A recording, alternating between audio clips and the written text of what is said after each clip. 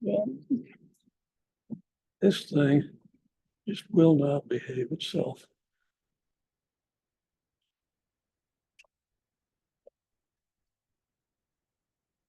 Okay. So we got these questions. We got x t, y of t, the vector from x t, y of t to x of t plus blah, blah, blah, blah, blah. Okay. Well.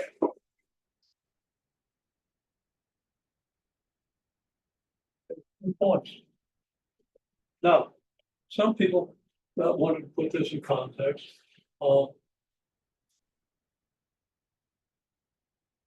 If t equals 2, the point would be 2 squared and 2 to the 3 halves. Okay, which would be, oh,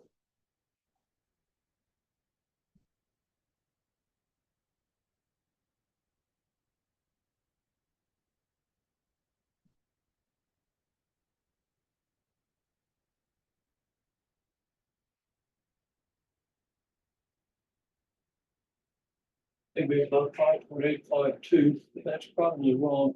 5.652. 656, 766. Okay. So let's just use that, pretend that I did the arithmetic correctly. I think it's probably fairly close. Yeah, should be 656, 3 significant figures. Let's not worry about that. Okay, then.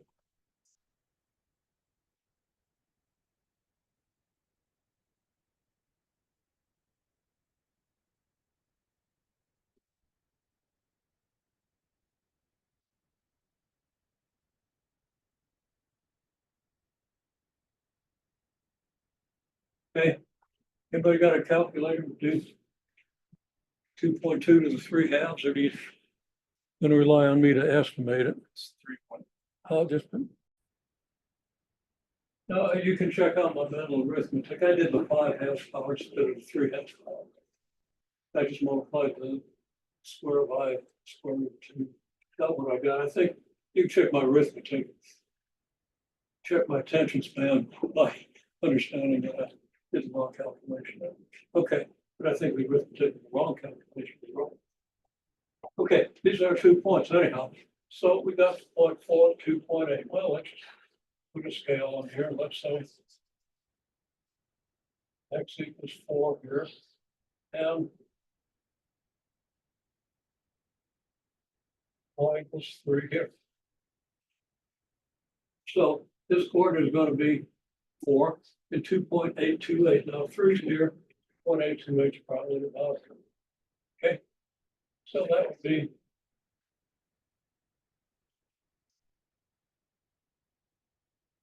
x of t, y of t.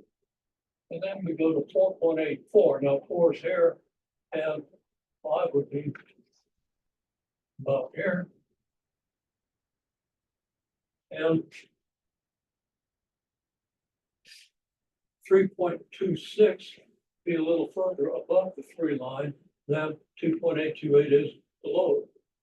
Okay, so it might be. Okay. Now, I don't know if that's accurate or not to scale, but at least it's a picture that you can look at to figure out how to answer the question, right? So here we got.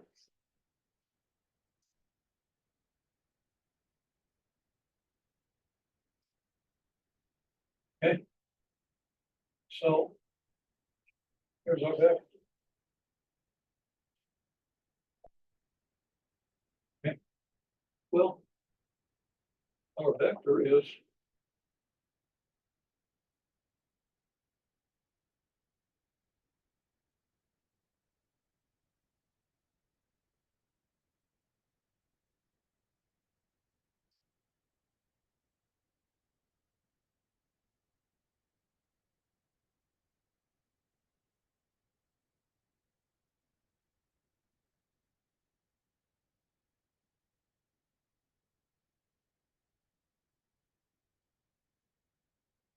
we bought.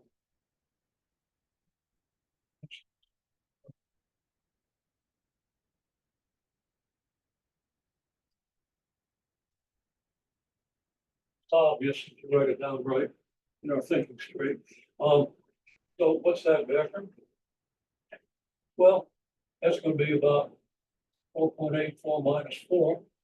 That's about 0.84 pi. And then it's gonna be 3.26 minus 2.828. That's about 0.26 and 0.184.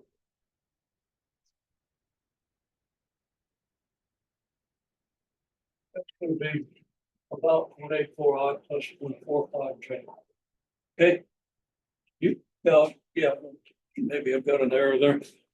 Somebody's got a question. Okay. Okay.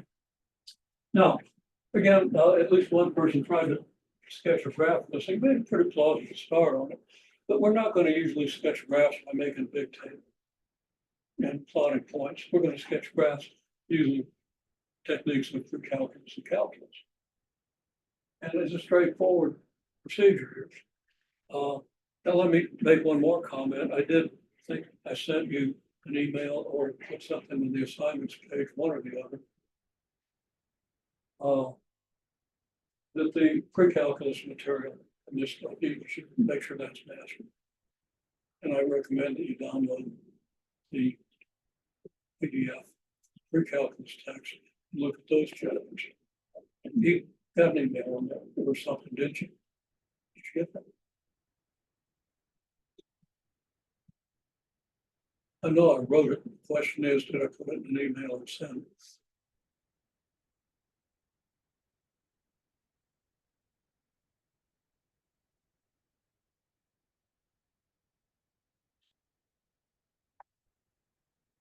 Okay, yeah, check your email, especially in days when we're not here. And you got presumably enough time. Anyhow, yeah, take that to heart. What I said last time about these first two chapters in the multivariable calculus book, I took a much closer look at the things and actually came up with the problem assignments in those two chapters and realized that it'd be asking too much to do those chapters as quickly as I was talking about. But that just means that we're going to have less time when the stuff gets really hard. We're just going to have to do that. And so you're going to have to work pretty hard, but it should be manageable. Okay. So we're going to take this set of parametric equations, the parameter is t. Okay. Now,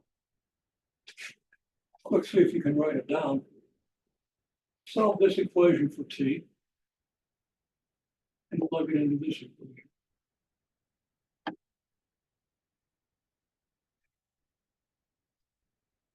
Give you about 1 minute to at least think through it.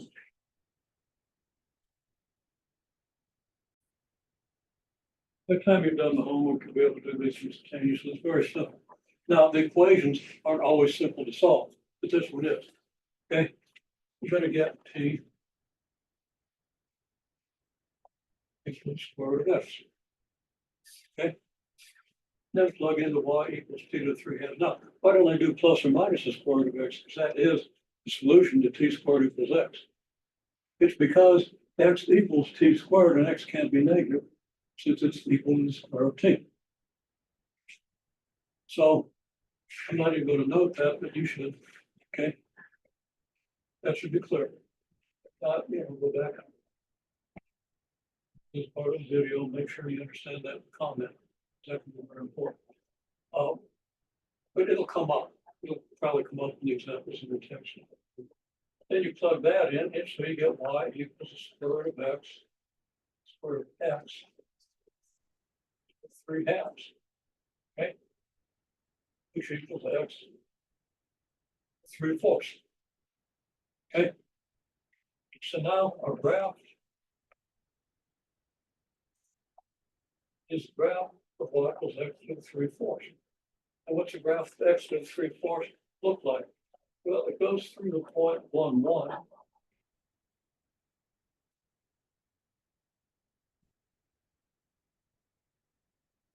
It goes through the point 0, 0. Okay. And x to the 1 would be just a straight line. X to the 1/2 would be your square root graph, which looks something like this. So x to the 3/4 is in between these. So it's probably kind of like this. Got a downward concavity is between those two graphs. Don't understand what I just did. Make sure you understand what the graph of x squared, the graph of the square root of x looks like. Not by plotting points, by using calculus, by using pre-calculus transformations and so forth. Now, if you got to plot points, okay, if you want to understand it at a much higher level than that, that's algebra 1 level. Okay, you plot points. And of course, then once you see what the graph should look like, you can use technology. You use Wolfram Alpha, you can use Desmos, you do all kinds of things, but that's not how you get your graphs in this course. Sometimes it is, sometimes they're too complicated. Okay, but generally you construct graphs. Okay, so make sure you understand how to construct a graph of x to the 3/4. It's not accurate. Okay, if you want to use another point, you know, what's 2 to the 3/4? Okay, well, 2 cubed is 8. And what do you take 4th power of to get 8? 1.8 or something like that. Okay.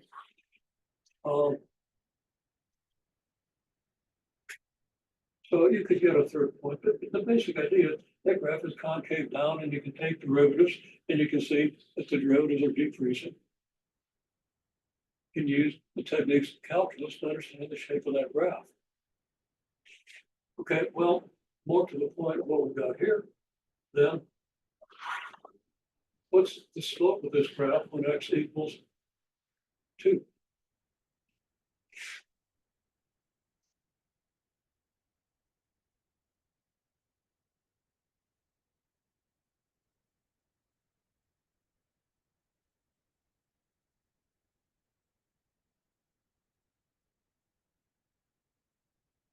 Well,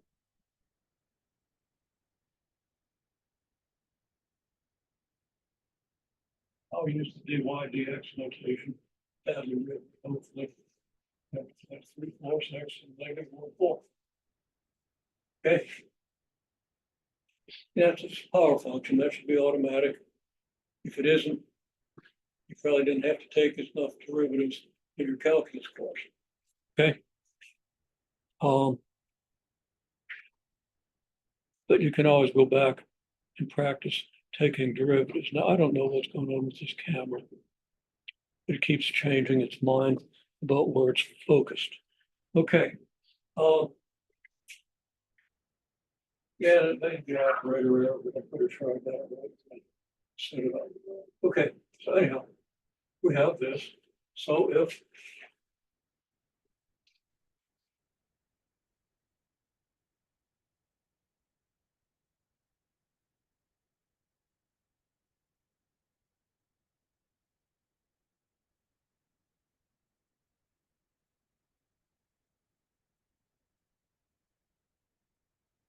right, 2 to the, it's, 1/2 to the 1/4. 2 to the 1/4 is the square root of the square root of 2. So think about that if you don't see it. And that's just what I'm using. You plug that into a calculator and get about. Okay, but that's how I'm estimating it. And the square root of 2 is 1.414. The square root of that is about 1.19. And if I divide 1.19 into 3/4, that means I'm taking about 80% of it. Wait a minute. About 6/5. So do 5/6 of that. Be 15 over 24. 15 over 24 is 5/8.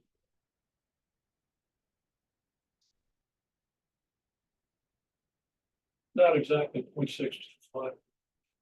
That's kind of what I'm getting. Okay. Well,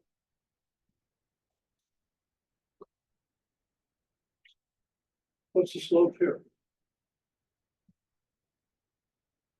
0.45 over 0.84, right?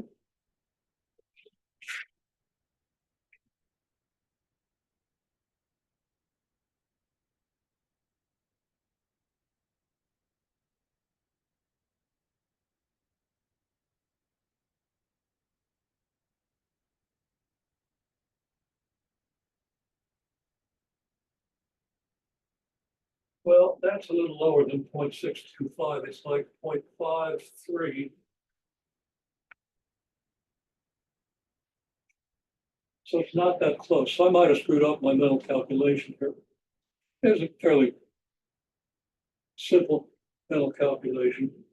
But being mental, wait a minute, now that was 0.75. No, that's 3/4. 10, 5, 6, 3/4. That's what comes out what I think.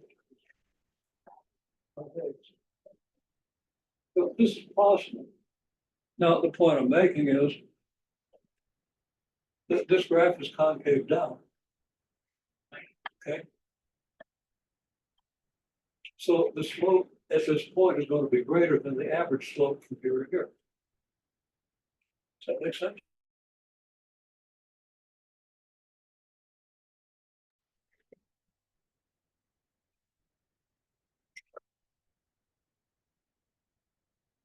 This isn't an accurate depiction because the thing has to start out vertical and then do this. So this is just a schematic, an estimate without any real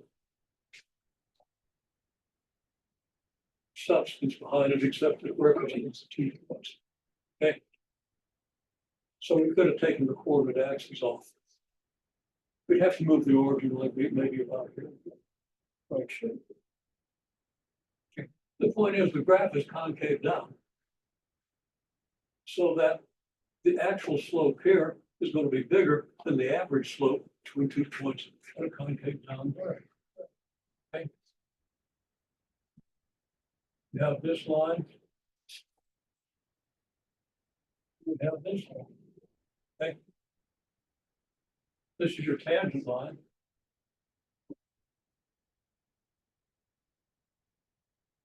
And this is a secant line.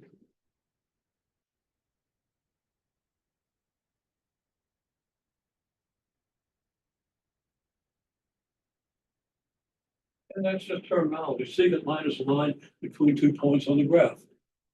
Okay. So there's no special, I mean, you also have the secant function, the cosecant function, not related to that. Okay. It's nothing mysterious. It's just a name for the line between 2 points in the graph. Okay. The average slope is less than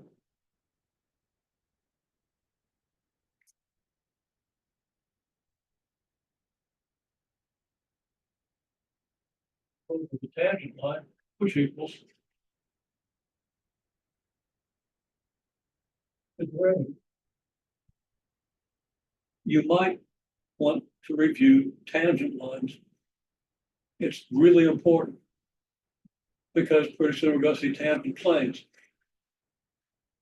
Okay.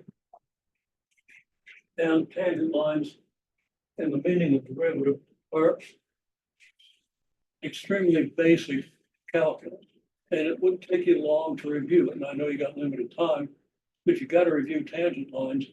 We'll work half a dozen problems to find the tangent line and it'll come right back to you and it won't take you that long. As long as you don't pick problems that require a huge amount of calculation. Just go to your calculus text. You have a calculus text, download the OpenStax Calculus 1 text and do tangent lines.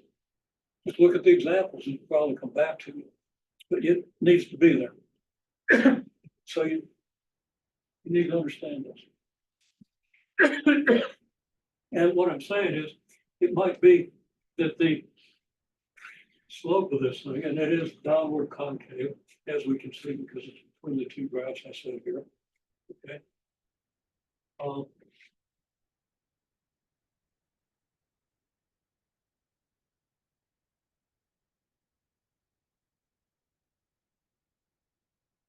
label these 2 lines.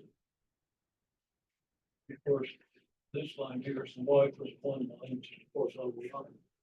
I'm looking at the graph of y equals square root of x, which is up here now. And y equals x because this has to be between, not halfway between, even though the 3/4 power is halfway between the 1/2 power and the 1 power. Okay. So everything I'm saying here is pretty simple. You gotta sort through it. Okay.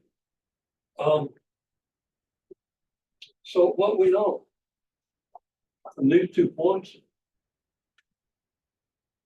we know what the vector is in the slope of that vector. Well, that vector goes from one point on the graph to another, so the slope of that vector is the slope of the secant line. Okay. So these 2 points here sort of represent these 2 points. Now I don't want to write all that out. So hopefully we understand that. Okay. Also note that YouTube does a halfway decent job of creating a transcript. So if you want to wade through my words with some bad translations, you can probably find what you're looking for in the transcript and click on it, and it should take you to that part of the video if you need to hear it. If you just need to see it, just remind yourself of what I said. It should be there, but it's not as reliable as it ought to be, given the state of AI, which is pretty good. Okay. All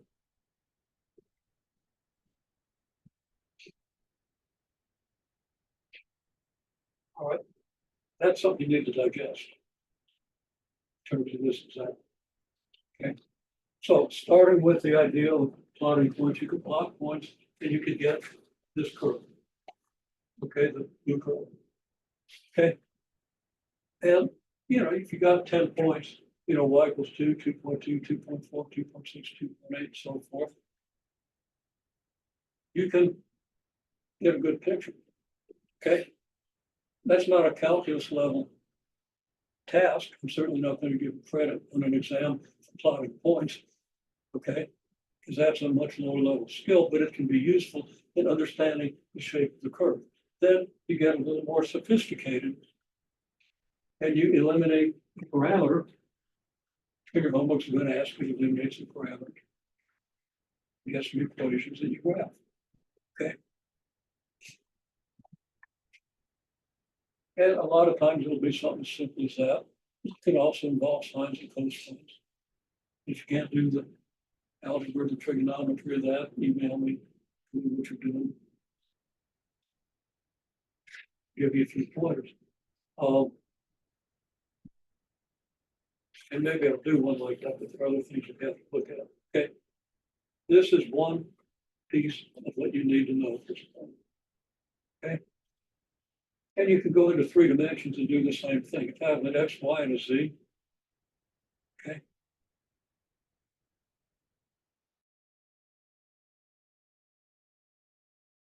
First equation for T to get X. Plug that into the second equation to get Y. Okay. Plug it into the third equation to get Z. And you get a curve equation.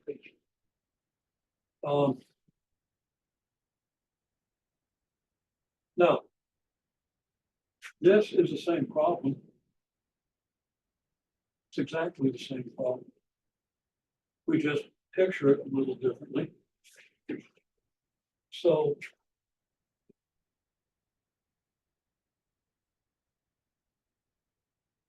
R of T, we have a vector from here to here.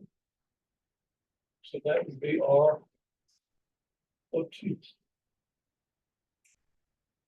It starts at the origin, it ends at the same point, because I've got the same numbers here, right? Okay. Then we have R of 2.2. We know that the curve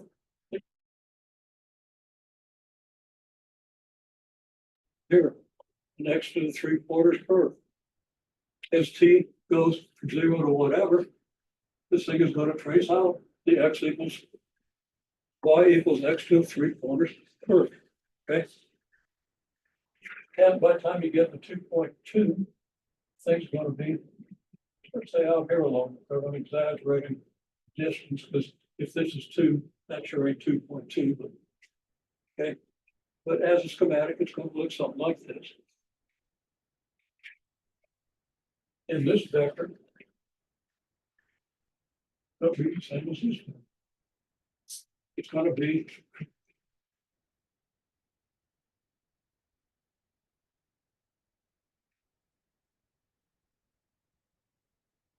R t plus delta t minus R of t, where t equals 2 and t equals 0.2. I didn't want to put the numbers in because you can't even necessarily read everything there, but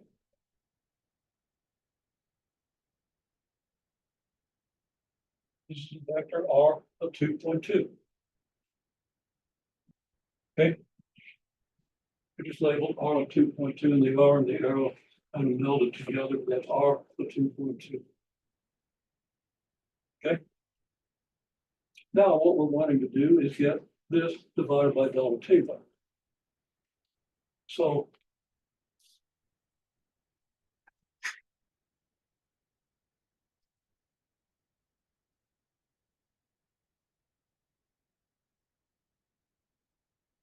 if I did my calculations correctly here, and I want you to actually, go to the video, pull this thing up.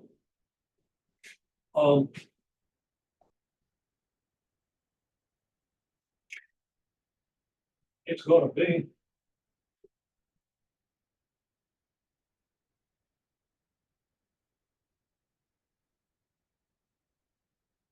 for I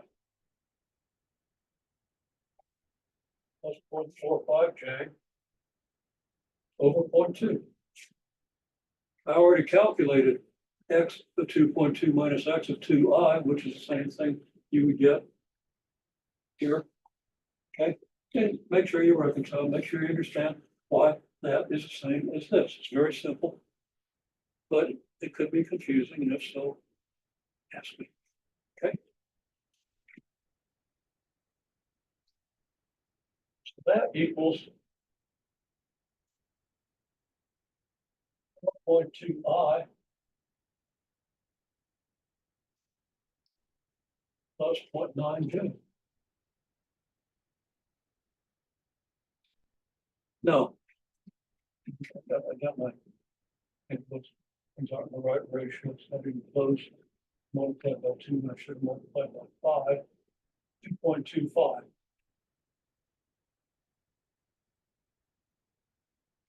Okay. And maybe I ought to write that out just for good thing. 4.25 plus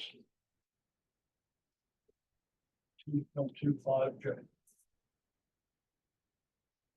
This equals this. Okay. Now, if I've done this correctly,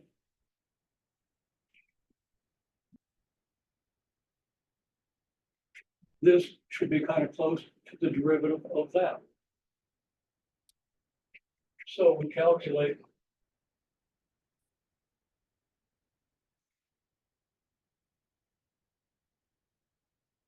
R prime of 2.2. Okay. Which is derivative of the square root of t is 1 over 2 square root of t. Well,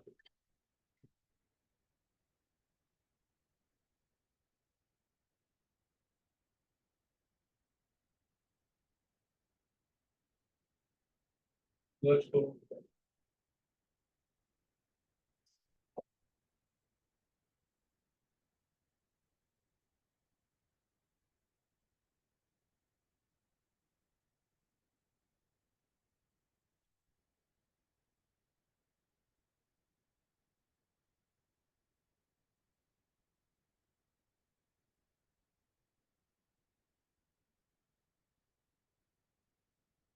If I did my derivatives correctly, which is always a question, I do things too fast. But yeah, your power function, you're going to do 3/2 times t to the 3 halves minus 1, which is 3 halves times the square root of t.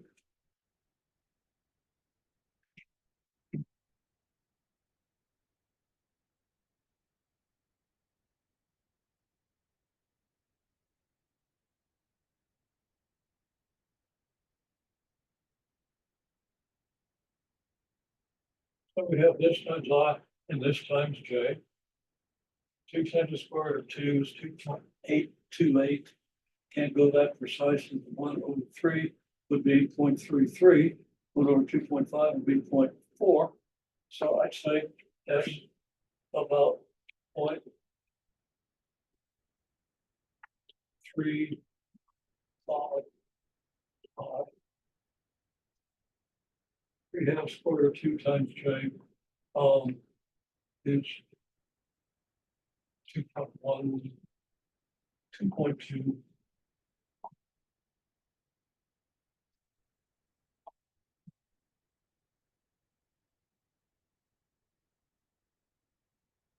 Which is not even close to this, so something's wrong.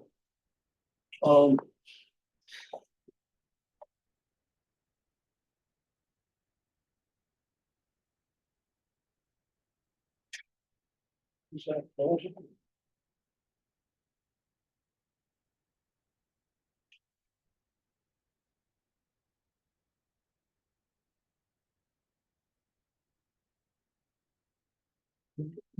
I have a whole lot more confidence in this than I have in these numbers. So work those numbers, they should come out reasonably close to these numbers. Okay, so I probably did something bad in the calculation. You understand what I'm doing? And geometrically, what we're doing is figure out the coordinates of this point in this vector. Okay. And the associated slopes and so forth. All right. Oh. No, this is a different function. I have the same t to the 3 halves. I was using t squared here. I'm using square root of t here. This makes perfect sense. So I was going to say this reconciles with this, but it doesn't. If you do t squared I plus t to the 3 halves j, it's going to be identical to what you get here. Okay.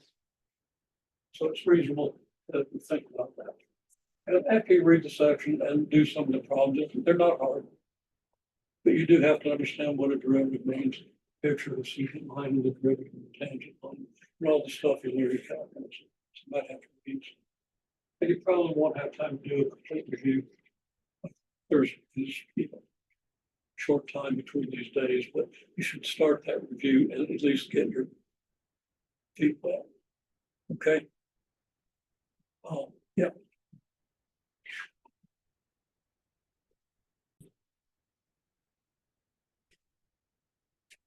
There's a lot of the essence of parametric equations here. Okay. You do calculus with it. Calculus is straightforward. If you remember the calculus, if you get reviewed, if you get that up to speed, you're just doing the derivative of this and the derivative of this. Oh yeah, there's another thing, and this is important.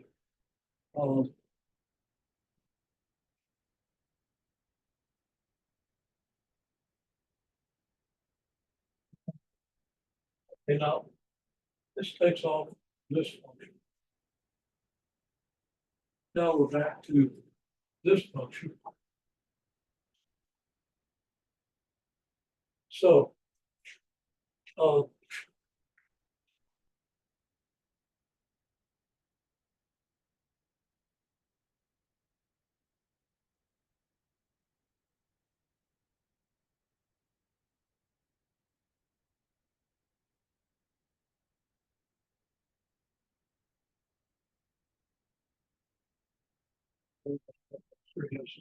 right? Okay. Now,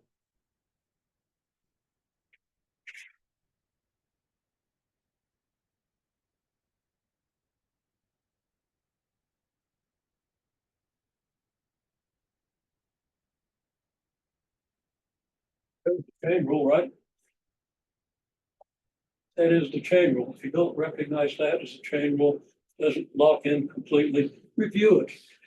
Review the chain rule. You got to know it.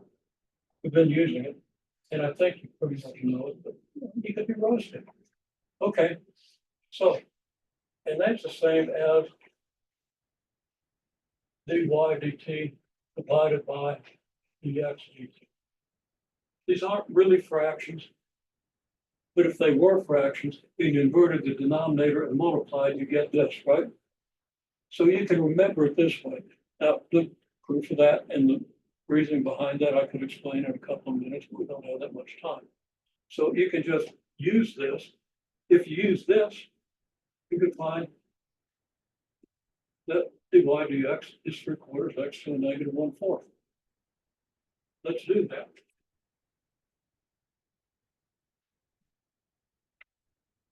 That equals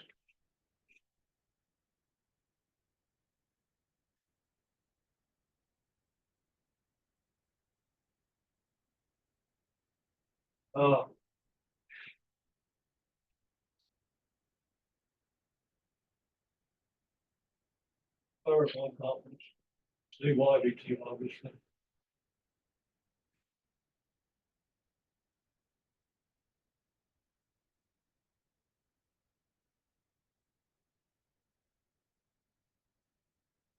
Now I've got 3/4 t to the negative 1/2. So I must have done something wrong up here. When I eliminated t,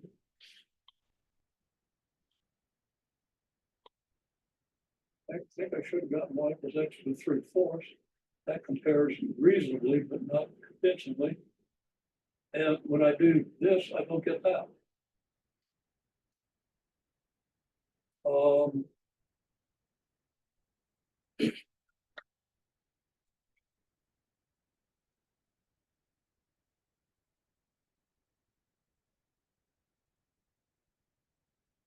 I'll redo my calculations and figure out what I did wrong.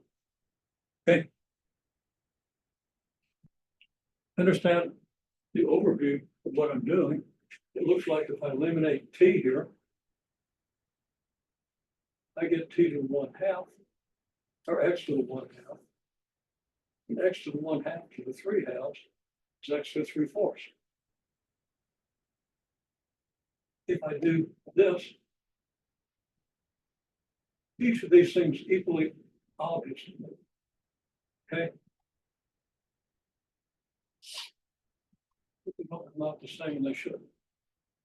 Well, I did something wrong with the calculation. Something's wrong.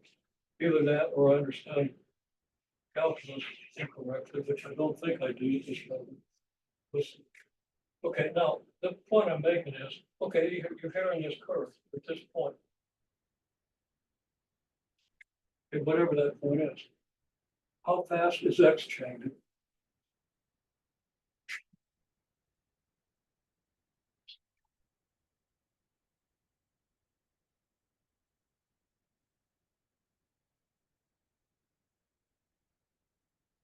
Rate of change of x isn't really a vector, but I'll still use an arrow, but don't think it is a vector, okay? This arrow represents how fast x is changing. If t is time, that's how fast this point is moving in the x direction, right? And that would be a vector. So if you can interpret t as a time, the rate of change of t, x would be the x velocity of this thing, okay? And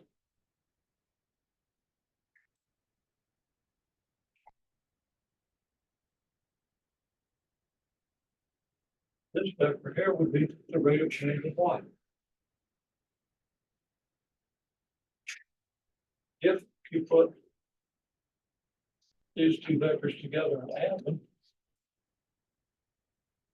make the rate of change of y just really bigger, simplified. You get the vector from here to here, which is tangent to the curve. In other words, dx dt tells you how fast you're moving in the x direction. Dy dt tells you how fast you're moving in the y direction. Those are two vectors that you can add using a rectangle, parallelogram rule, head to tail, whichever, and that vector should be tangent to your curve. Another important insight that you want to try to grasp. That comes down near the essence of applying calculus to parametric curves. That's the minimum thing you need to understand. First of all, this formula, which doesn't seem to work, okay? And this picture is very useful in understanding why this makes sense. dy dt is this vector. dx dt is this vector. If you divide the length of this vector by this vector, you're dividing rise by run, which gives you slope, which you identify with the derivative. Okay?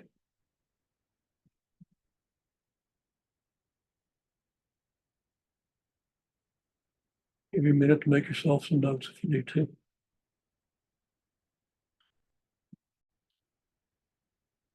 Okay, you're going to have an assignment on section 1.1 and 1.2, and then over the weekend, 1.3 and 1.4. Get as much done as you can on each of the sections, 1.1 and 1.2. Do some of each if you can't do it all. Get your feet wet with this stuff. Take a little time to review and understand you're going to have a lot of stuff. If you don't remember the calculus well, I think it'll come back to you quickly. You all seem pretty smart. I think you're well prepared. Okay. And everybody's done some really good things so far. Whether geometrically, you know, this versus this, that was a good shot. Okay. And everybody's doing some stuff real well. You also need to kind of catch up on the vector stuff. Okay. So it's a lot, but we really need to be moving to get to those things. Okay. So on the assignment, you'll probably see somewhere between 7 and 10 pairs of numbers. One is even, one is odd. It's two problems under the same heading. Okay. I suggest you do the even problem if you can, and then just think how you do the odd. If you can't do that, you got the answer to the odd problem with that. You will do it and then do the even problem. Does that make sense? What I'm really looking at is the even problems. But if you got to do a lot of odd problems, working back, show me how you work back from the answer. And I don't have to say it to you, but whatever you do, don't write down what AI tells you to write down. Okay, it's not going to be beneficial to you. Now, you can use AI to look at some of the other problems, and that usually are about 4 or 5 problems, 6 problems in the heading. Okay, there are a couple of them that aren't assigned. So if you want to use AI to see how you solve those, it can give you them. Okay, and it might, yes, whatever works for you, but don't let AI do the homework for you. If you have trouble with something, let me know. Try to address it. Okay. And it'll be clear. I haven't put that assignment up yet. Might be this evening before I do. Okay. But I've got it all written out through chapters. Just, you know, other things came up that I couldn't quite get it. And I didn't trust them. But still, but I'll try to double check it. You know, I did 100 things. I can't double check every one. That's the thing has to do. Okay. Another thing is if the link doesn't work, email them right away. But I will start just using the whole plain link instead of giving it a name.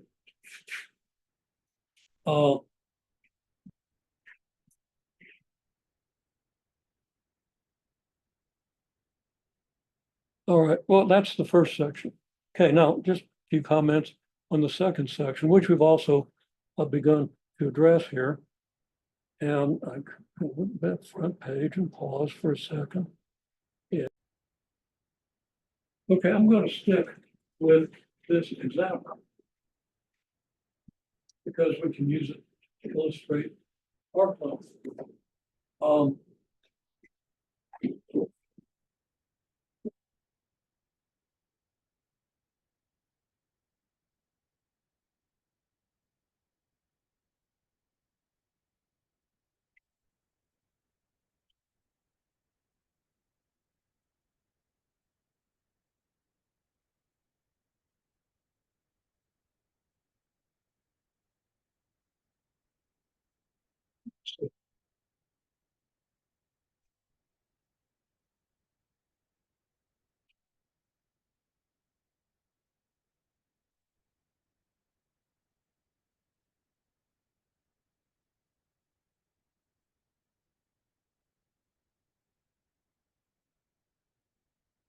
They are placed here to here. Okay, well, it's pretty close.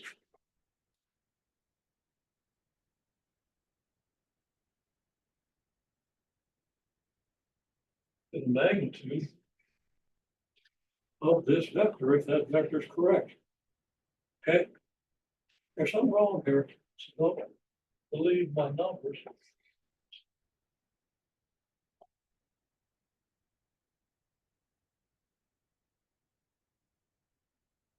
It's pretty close to the magnitude of this vector, because the magnitude of this vector is the distance from here to there.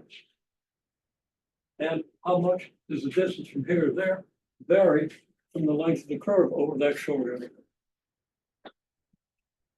Not much. Get your picture.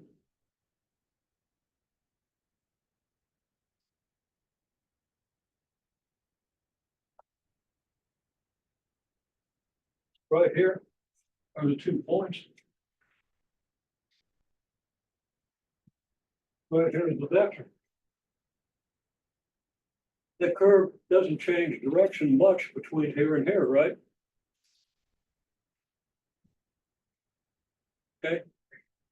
So there's not much curvature.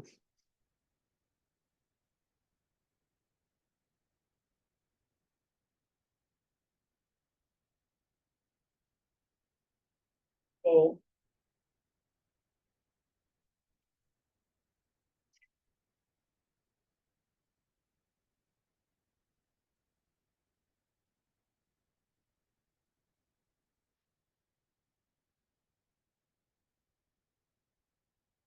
I'm just going to say the secant line is pretty close to that vector. Well, that's not what I want to say.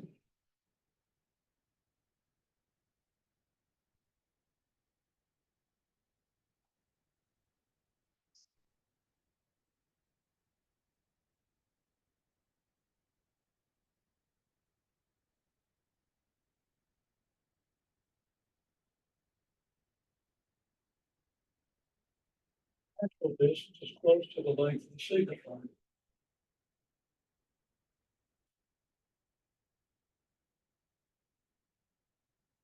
In general, I'll do this picture.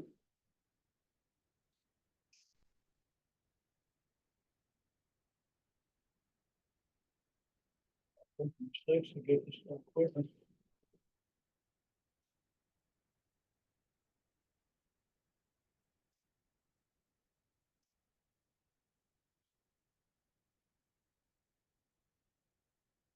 I know we have the points x of t plus delta t, y plus delta t. And that would be this one. And x of t, y.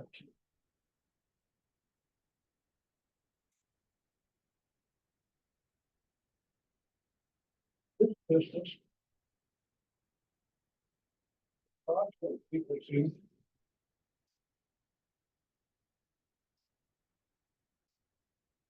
x minus t delta t.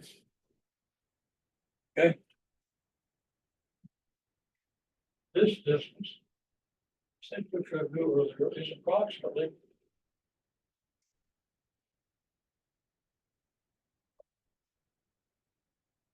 equal to y prime of t delta t.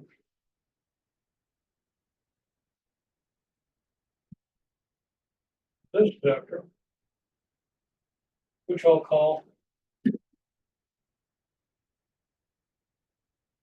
delta s,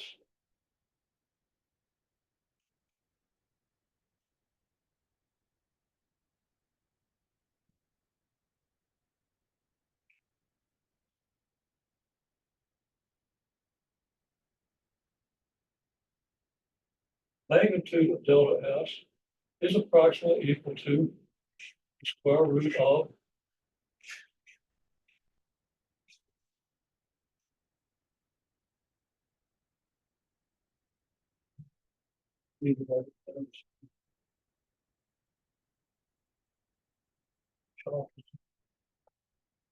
cooperating.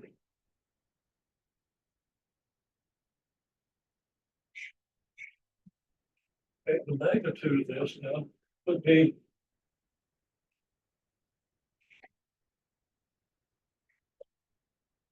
x prime squared. Well, let me write it out. X prime delta t squared plus y prime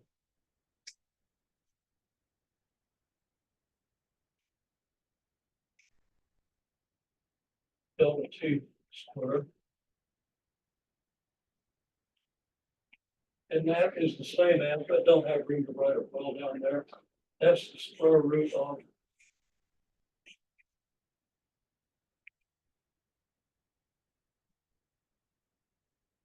x prime squared plus y prime squared times delta t.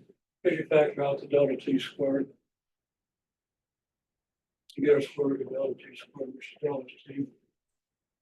Your total arc length then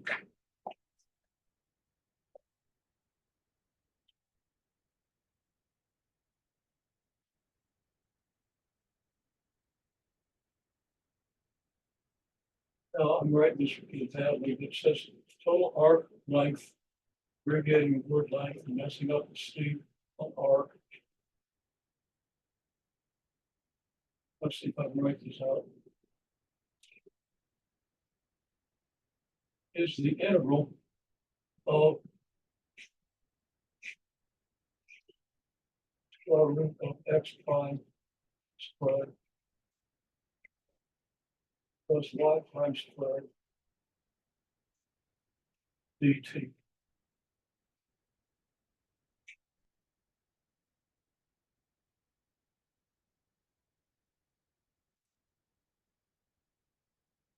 Typically,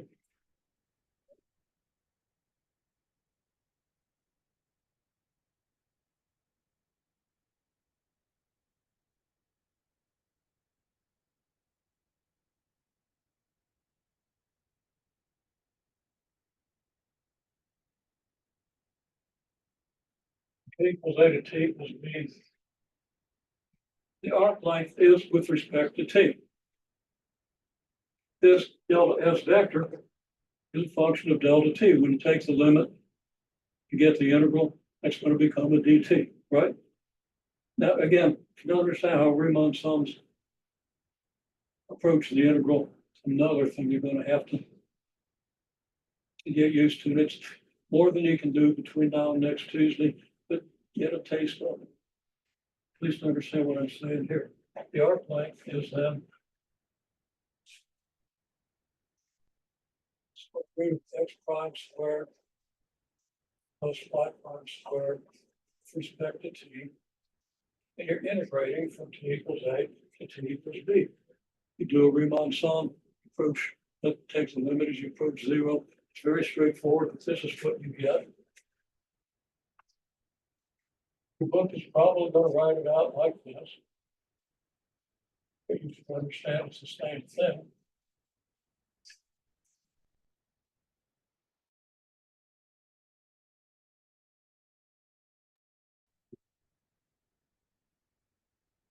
And there are advantages to writing it this way.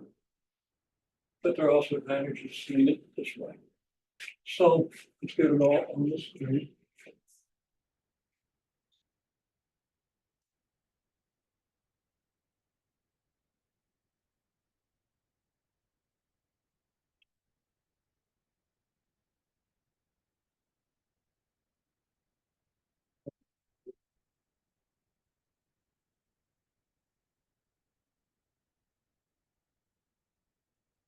It saw me coming and it stopped.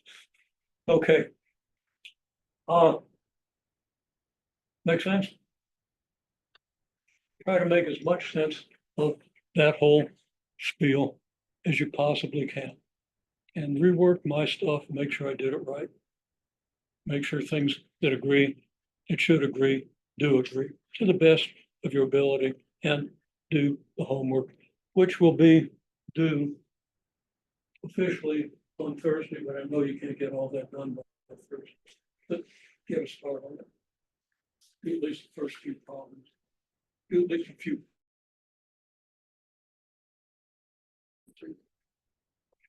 And at least look at what you need to review, which is basically definition of an integral, tangent line, chain,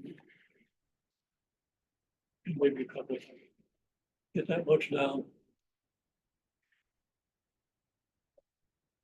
Look at enough that it'll start making sense to you if it doesn't. Okay? Because all that is just fundamental throughout the course. Okay? So do your best and try to schedule so you have plenty of time this weekend.